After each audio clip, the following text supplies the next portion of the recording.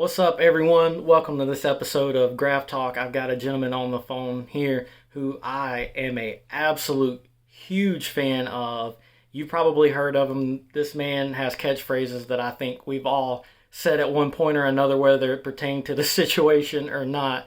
I've got former UFC and Bellator commentator on the phone, Mike Goldberg. How are you doing this evening? I'm good, Houston. How are you, bud? How you holding up?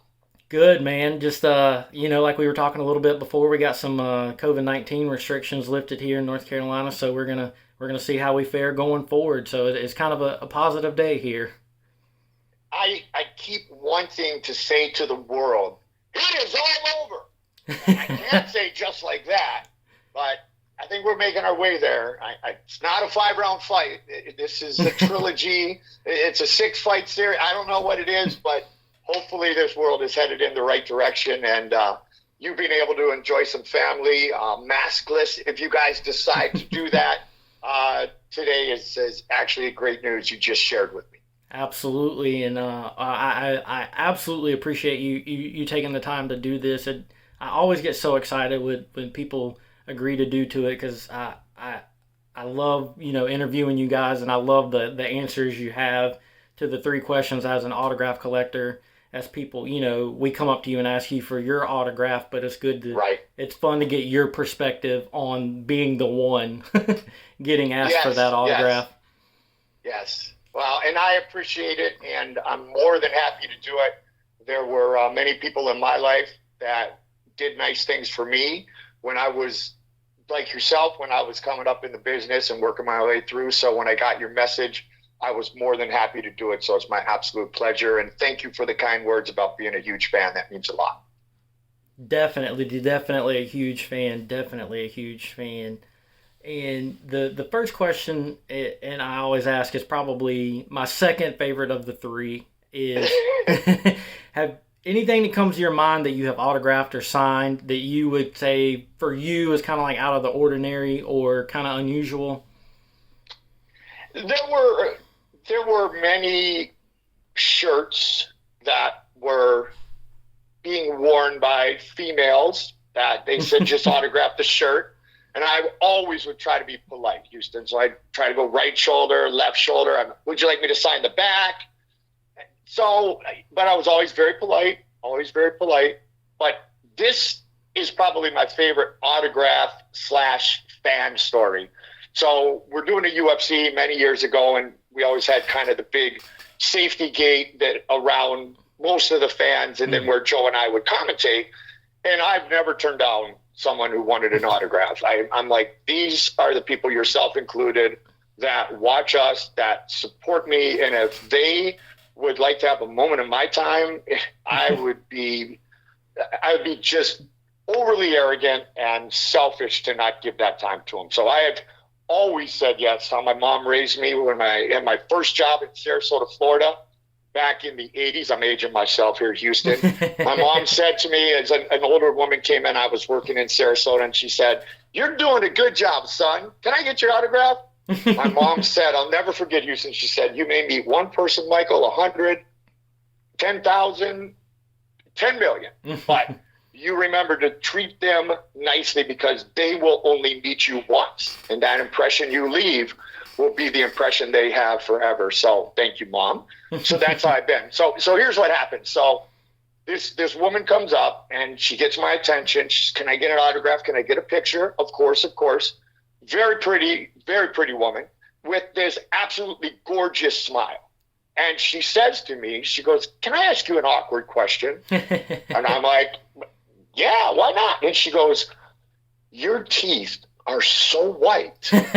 What do you do? Like, do you use like a certain toothpaste or a dentist?" And I said, I don't know her name, but I said, "All I can tell you is that I'm a hockey player, and these are not really my teeth. I have an excellent dentist, and that is why they are so white." You would have thought that I kicked her favorite pet, or I pushed her kid into a pond. She was heartbroken. Oh, no.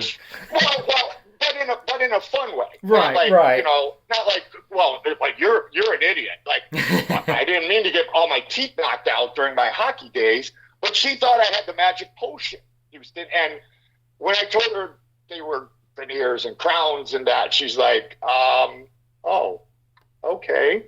And then I did say, though, as she walked away, you don't need my help. You have a beautiful smile. Right. And so that would be the one that I remember the most that was a carryover from an autograph was her coming up and me breaking her heart because they were really my teeth. That's so awesome, though, that I think that in the realm of things you get asked, you know, and I think something about your teeth would definitely stick up because I feel like that's something that's not really, that comes up in every conversation. Yeah, and you get scared when somebody goes, all right, I have a question. I'm going to ask it. This may be really awkward, and I'm thinking, this is not going to go. Like, how awkward is it? Then when she asked me about the teeth, I was like, all right, I can do this. But she left without the magic potion. So if somewhere, somehow, that nice lady is listening to me, I'm sure your smile is still beautiful, and your teeth are just as white as mine. So keep on keeping on. Fingers crossed that she does see this and that message. You got that right. And the second question is, as an autograph collector, this is just part of the experience. And, you know, some of them you remember, some of them you don't. But being denied an autograph, and you know, as a kid or growing up or even as an adult, has there ever been a time that you were denied an autograph that comes to your memory?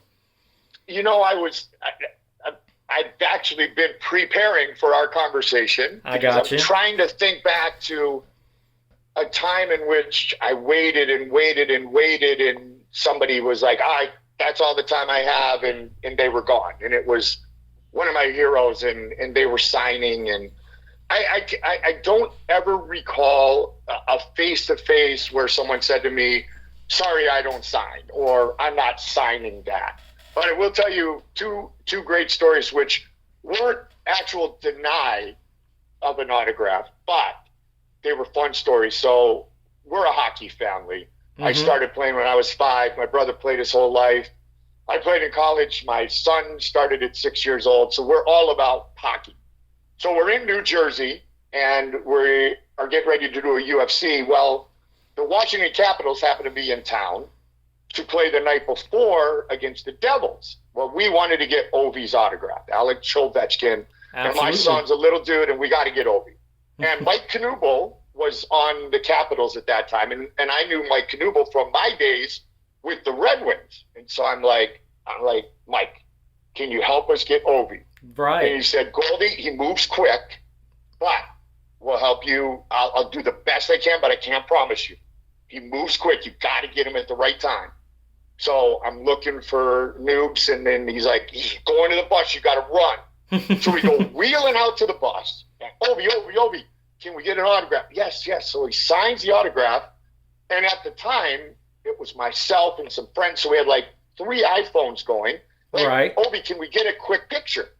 And in all of the pictures, Alex Ovechkin is looking one way, and Cole is looking in a total opposite way because they're all looking at the different phones. And we're like, oh my God, there's our picture with Ovi for my son. And we did Photoshop it. At one point, I think we put Cole's head on Ovi and Ovi's head on Cole's body. But that was funny because we were definitely chasing him down, like grabbing him from the back of his suit to get him from going on the bus. So that wasn't a denial, but it was pretty darn close. That's awesome. And yeah, that was pretty cool. And then another time was Sidney Crosby.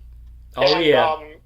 Pascal Dupuis, guy I knew from the Minnesota Wilds, like, I'll get you Sid. And so we're waiting outside the locker room in Phoenix. They were playing the Coyotes.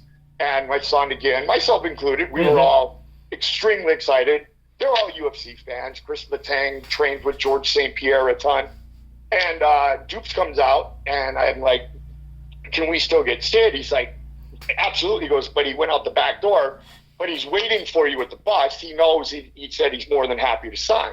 Nice. So we go out, and we get there, and we have the marker, and Cole walks up, Sid, excuse me, Sid, may I get your autograph? And to Cole, I always get things personalized for my kids. Absolutely. So it's to Cole, your friend, Sidney Crosby.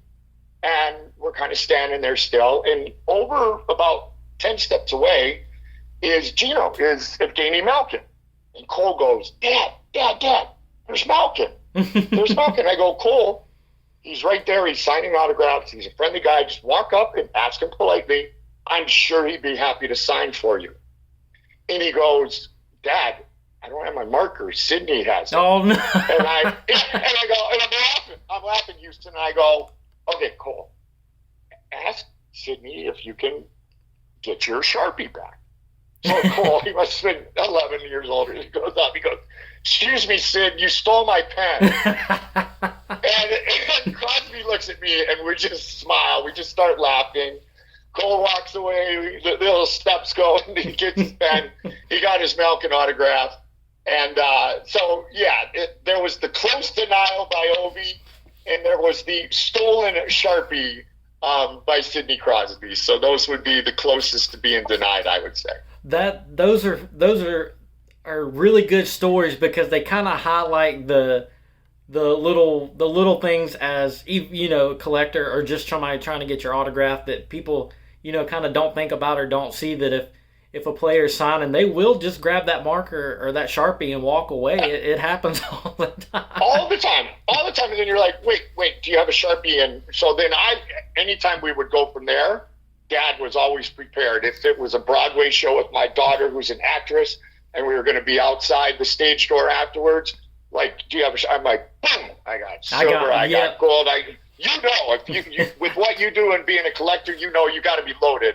Yep, because you can't depend on them to have the pen. That is not being prepared. You got to be prepared if we're going to get the people we want, right? That's absolutely the case, and it kind of goes back to that old Boy Scout saying, always be prepared. You know what? That is really funny because I was going to say something virtually identical to what you just said. That's awesome. Great minds think alike. Great minds think alike. Amen. And the third question is just my absolute favorite, because I'll ask random people on the street this if I'm talking to them for more than 2 minutes, and it's it's undoubtedly my favorite question because it kind of gets the wheels turning. But if you could have just one person's autograph, dead or alive, past or present, whose would it be? For me, it would be Tiger Woods. I can get on board with that, absolutely. Yeah.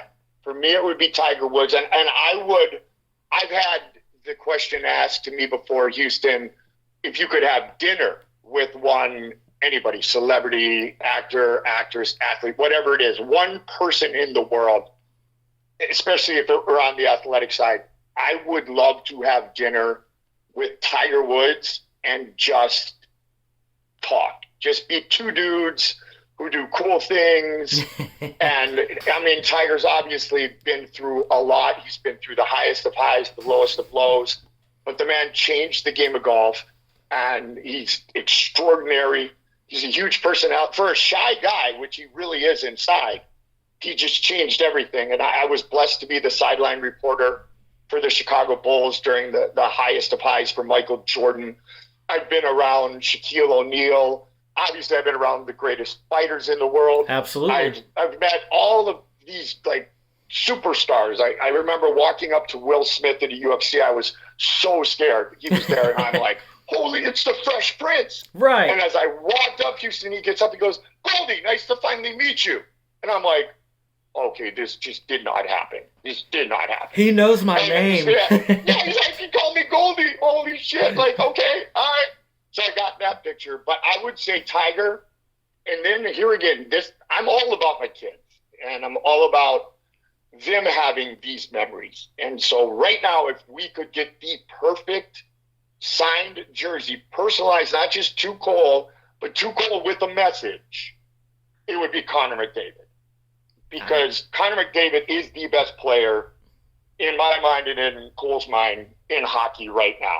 I mean, Sydney's awesome. There's still a ton of greatness in this league. But Connor McDavid is changing the game. And there's a chance that Connor McDavid may leave this game as the best of all time. The torch from Gretzky to Crosby may end up in the hands of Connor McDavid. That's one I would like to get, but I would like it to have some thought. Absolutely. We're very close with Joe Thornton of the long time, he was the Bruin and the long time Shark. Now, hopefully, he will get his Stanley Cup ring with the Toronto Maple Leafs. But Jumbo's just an awesome person, a great role model for Cole. And we were playing a Silver Stick tournament in San Jose, and Right. Joe actually came and watched 2 periods of Cole's game. That's and epic. on one of the shifts, Cole had this pass, Houston, a little bit of sauce, and it was sweet. And he knew Jumbo was there. And Jumbo signs this jersey, Cole, nice apple, which is the hockey word for an assist. Nice apple. You look like me out there. Your buddy Jumbo. Who signs a jersey like that? That's nothing short of epic. Exactly. Well put. Nothing short of epic. So that's what I would like to get in the Connor McDavid world. Something special that would mean more than just to Cole, your buddy. Something where he had a moment to spend a little time to say hello to Connor McDavid, because there really is a good chance that he will end up, when he's done, as the man holding the mantle, and then somebody else will come and move forward, because that's the way life works. But man, that kid is good. Yeah, and he is fun to watch. I agree with you, and I definitely agree with you also in the fact that he has the potential, and it's all set up for him to be the GOAT. It really is. It really is, and he's a good kid. He's kind of a shy kid. I remember meeting him a couple of years ago when Edmonton was in town, and he was, we did get a normal autograph, if you will, and a picture, but he's very shy. But hockey players in general are just not an arrogant group. And a lot of them that you do have to chase down, it's because if they don't kind of hurry out the back door, they're going to get stopped a lot. And most of the time, as you know, Houston, it's the really cool dudes who can't say no or won't say no. Definitely. Who know they better go out the back door because they don't have the heart to say no.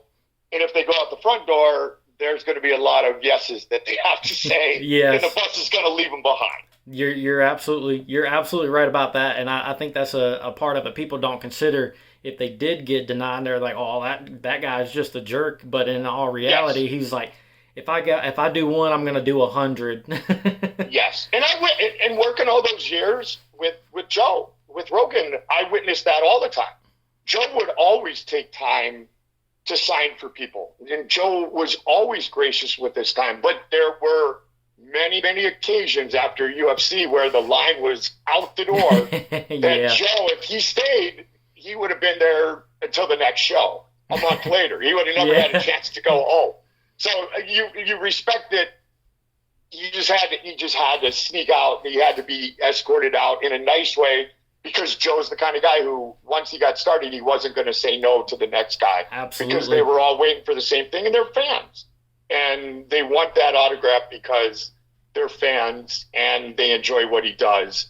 But I was always, and I'd stay and sign. And I'd always laugh because, 75, 80% of the people would leave once Joe wasn't going to sign. I'm like, all right, well, I can handle this crowd. It's not as big as Joe. I completely understand that. Yeah. And as far as Connor McDavid goes, once I upload the interview, I'll send it to his social media DMs and try to get an assist for you, even though I'm sure he'll just be like, "What in the world is this?" and keep moving. But we'll teamwork on that for you and see what we can do. Sounds like a plan. I will tell you, I do have a Michael Jordan, but it was on a more like a kid's jersey that I had for my daughter, and it's to Kiera. All the years, all the games I covered with the Bulls, I wish I had a more quote-unquote proper Michael that was framed next to my Gretzky and Hall, or Coles. Gretzky, Hall, and Thornton, and, go on down the list, Crosby. And hopefully one time I'll get to see Michael again, where I have the Sharpie in my pocket and the jersey in my book bag or whatever it might be. Book bag. Did I really just say book bag? I don't carry a book bag anymore. Maybe a backpack. Joe and I will sport the man pouch. Yes, we Absolutely. will sport that. Absolutely. You got to. That goes with the skinny jeans, I guess, that Big John makes fun of me for wearing. But there's two that mean the most to me.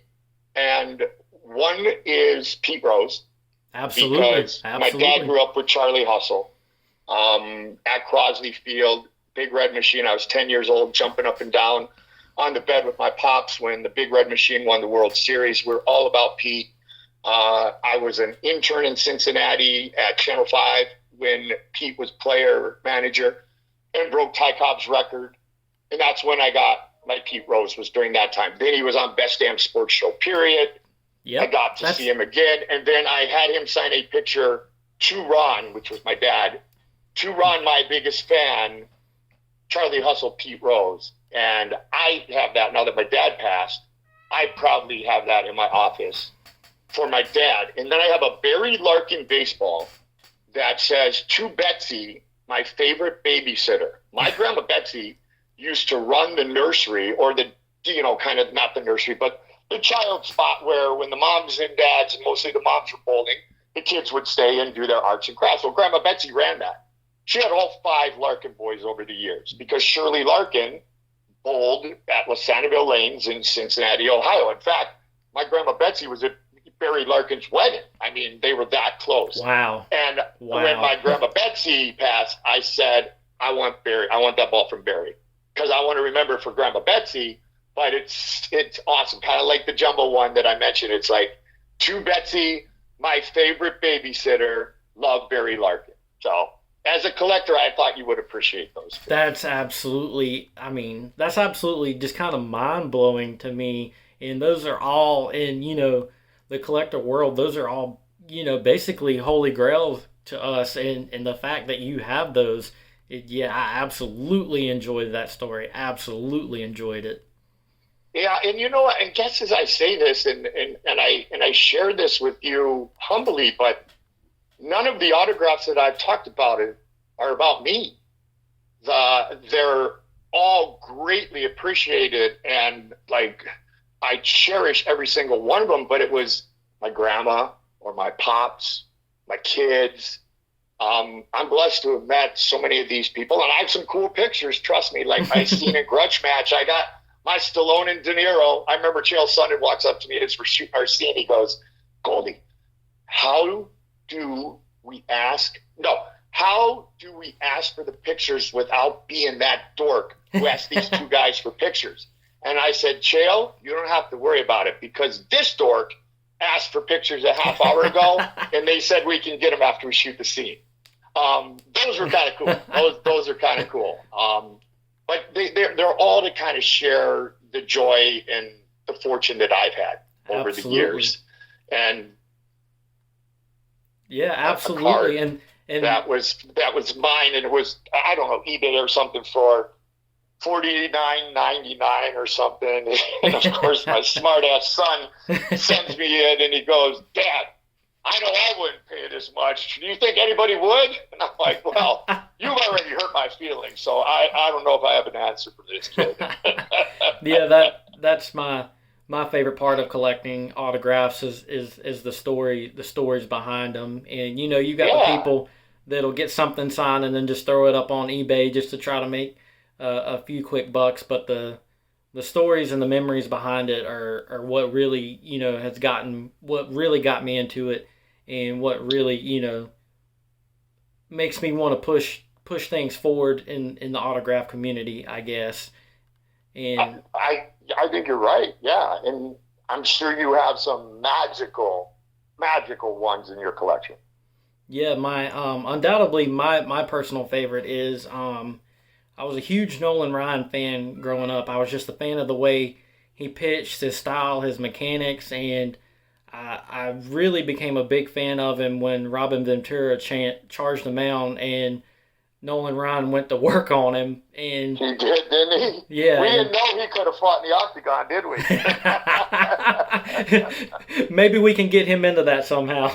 There you go. And his autograph, anything authenticated, has always been a little bit more than I was willing to pay through like Fanatics or eBay. And I guess about 4 or 5 years ago, my wife, she typed up this paper and printed it out and gave it to me for Christmas. And I opened it up and it's in a picture frame, and it's like, I know how much this would mean to you, and I know this is something you really wanted for a long time, so I'm going to pay for you to send a baseball to Nolan Ryan's foundation, which he signs through, and get his autograph on a ball. So I've got that ball with the the Nolan Ryan authentication, and if somebody offered me $4,000 for it right now, it's not leaving. No, that one's yours. That is so cool. Nice job by the missus. That's Absolutely, awesome. absolutely. Yeah, that is so cool. I'll tell you, somebody did a solid for me. My coach growing up, Ian Cushnan, was on the 1958 Montreal Canadiens Stanley Cup championship team. And Crash was, I mean, you want to talk about disciplinarian, Woody Hayes style was the only style. If he wasn't screaming at you, he was yelling at you. And if he wasn't yelling at you, he was barking at you. And especially me, I was his first line centerman. I was like a second son to him, which most of the time, Houston, I didn't realize until I got older, was a bad thing I thought at the time. It's a good thing now that I'm older, but it didn't feel so good back then. And Coach Cushman, he'd always call himself an into-the-bench guy. And I'd be going, all right, there were 6 teams back then, 20 guys. So there were 120 players from North America, basically, because, you know, we didn't have the Europeans playing in the NHL then.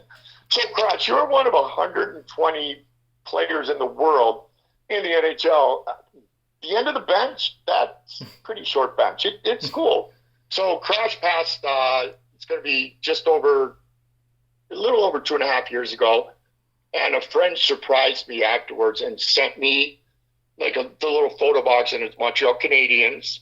And it's a puck, and it's just Ian Cushner. It's not made out to me. It's one that they reached out and found. Because I never thought to have to Crash. He's my coach. He's like a second father. Right. I never thought to get him to sign something for me.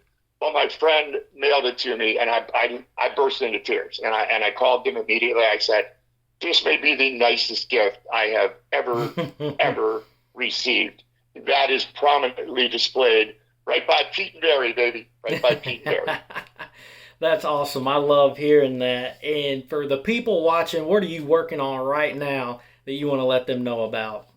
Well, I got some things going on. You know, Bellator going to Showtime meant that Mauro Ranallo is doing both the boxing and the MMA. We'll see if there's some opportunities. I'd still have a great relationship with everybody there. And once we get out of the bubble and there's different locations, hopefully I'll be able to sit next to Big John and do some more shows. Anderson Silva is going to be boxing in Mexico. Some people may hear my voice on that broadcast. Okay, we'll look out for that. I'll just throw it out there, working on that a little bit. And some of the bare knuckle promotions are interesting to me because there are a lot of the same people that I've covered for a long time, but it's a little bit different than what I've done for a long time. And as you know, I like it is all over. Just like that. And you take those little gloves off and you go to knuckles only, you can say it's all over a lot. You don't get Nolan Ryan's no-hitter was very magical, but I like the 9-8 game. So yeah.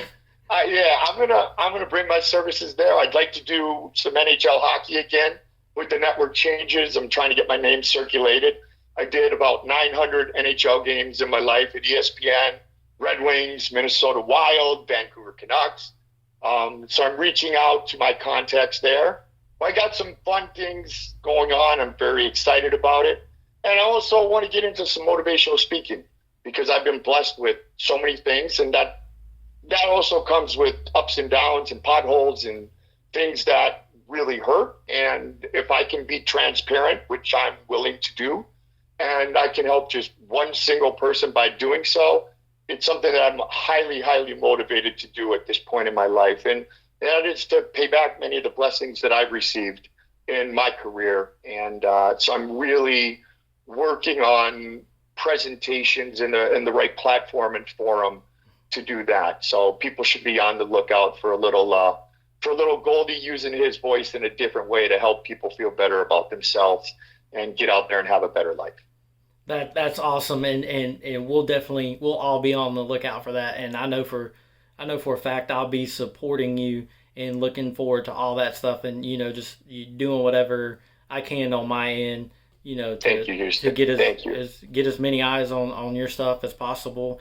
And where in North Carolina are you? Central North Carolina. Yeah. So one of my greatest sports days, I'll leave you with this story. I was the host of ACC Sunday Night Hoops on Fox Sports Net for many years. And I also did ACC basketball on the regional and the national level. So we had a UFC on a Saturday. Gotcha. And it was a Chuck Liddell fight, and he knocked somebody out, and it was awesome. And I got on an early flight the next day. I had a buddy of mine from Atlanta who's a huge Georgia Bulldog fan say to me, and I quote, and he wasn't sure about this UFC stuff. He said, Goldie, I admit it, the Bulldogs were playing in a bowl game, and there were more TVs on Chuck Liddell in a bar in Atlanta than there were on the Georgia Bulldogs. And so we laughed. I flew into North Carolina. I did a 1 o'clock pregame with Perry Clark at Duke, courtside at Duke. We finished the pregame. I drove those 7 famous miles. And 3 hours later, I did play-by-play. And Mike Juminski was my partner. And I called a Tar Heel game. I called North Carolina. So I did Chuck Liddell knockout, Duke pregame, North Carolina play-by-play within the span of 16 hours. So wanted to share that for you being a Carolina guy. That was pretty cool. Yeah, that is truly living Tobacco Road. It's so funny you say that because I'm wearing a UNC Tar Heel shirt right now. So that story, you nailed it. You nailed it. You have... I would say you have ESP, but you probably have like ESPN or something. I did work for them, and a lot of people, they're funny.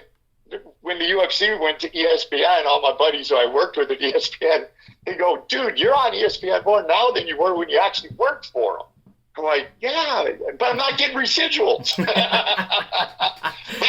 Michael Jeffrey Jordan, as you know, always with the UNC. I remember seeing Michael when he was still playing, and I had gone to ESPN, and then I was doing ACC, and then I did Sunday Night Hoops. And he was in Vancouver there when the Grizzlies were in the league. And I walked up and I just kind of whispered to him, I said, hey, Michael, I go, I'm doing ACC Sunday Night Hoops. And he got the biggest smile on his face. He's like, now you've made it. And we just laughed. And obviously he's as proud a Tar Heel as there has ever existed.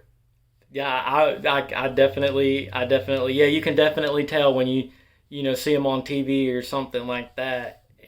That's going to do it for this interview. Mike, I absolutely 100% appreciate your time, and I can't wait to get this one uploaded. It's one of my favorite. You can find him on at Goldie on TV on Instagram, Mike Goldberg at Goldie on TV on Facebook. And the same Goldie on TV on Twitter is the same one, so I have a little consistency. That's awesome. Goldie on TV on Twitter. Go follow him on all social media right now.